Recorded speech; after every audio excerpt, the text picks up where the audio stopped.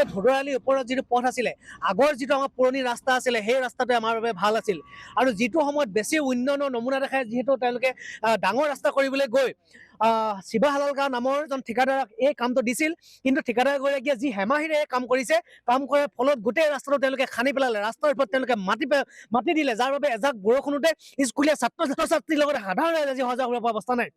আৰু গোটেই কথাটো হৈ গ'ল যে এইটো শিৱসাগৰৰ যি গড়কাপ্তানি বিভাগৰ যিসকল মানে বিষয়ববী আছে তেওঁলোকৰ হেমাহিৰ বাবে আজি এই ৰাস্তাটো এই গতি শিৱসাগৰৰ যিজন অভিযন্তা প্ৰকাশ পেগু ডাঙৰীয়াৰ নেতৃত্বতে যিটো এই ৰাস্তাটো বনিছিলে যিজন প্ৰকাশ পেগুৱে যিটো ৰাস্তাটো নিৰ্মাণ হোৱাৰ ক্ষেত্ৰত তেওঁ হেমাহি কৰিলে যাৰ বাবে তেওঁ মোটা অংকৰ ধন লৈ পেলাই শিৱা হাজৰিকা নামৰ ঠিকাদাৰজন বা মোটা অংকৰ ধন লৈ পেলাই তেওঁ বহি থাকিলে যাৰ বাবে আজি সাধাৰণ ৰাইজে এই ধোদৰালি আজি অহা যোৱা কৰা প্ৰতিজন মানুহে আজি দুৰ্ঘটনাত পতিত হ'ব লগা হৈছে এটা কথা স্পষ্ট ভাষাৰে কৈছো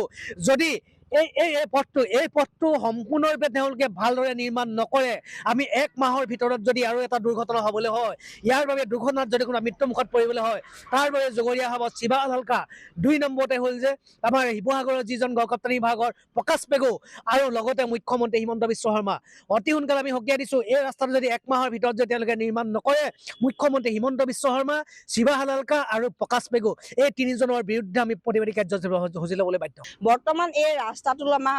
সাধাৰণ ৰাইজে যথেষ্ট জীয়াতু ভুগিব লগা হৈছে আমাৰ আমিয়ে যথেষ্টখিনি কষ্ট ভুগিব লগা হৈছে ধূলি আকৌ বৰষুণ দিলে বোকা আমাৰ স্বাস্থ্য সম্পূৰ্ণ অৱনতি ঘটিছে আৰু আমি যথেষ্টখিনি দুৰ্ঘটনাত আমাৰ ৰাইজ ঘূণীয়া হ'ব লগা হৈছে আৰু এনেধৰণৰ সমস্যাখিনিৰ বাবে আমি ৰাইজক চৰকাৰক অনুৰোধ জনাইছোঁ অতি সোনকালে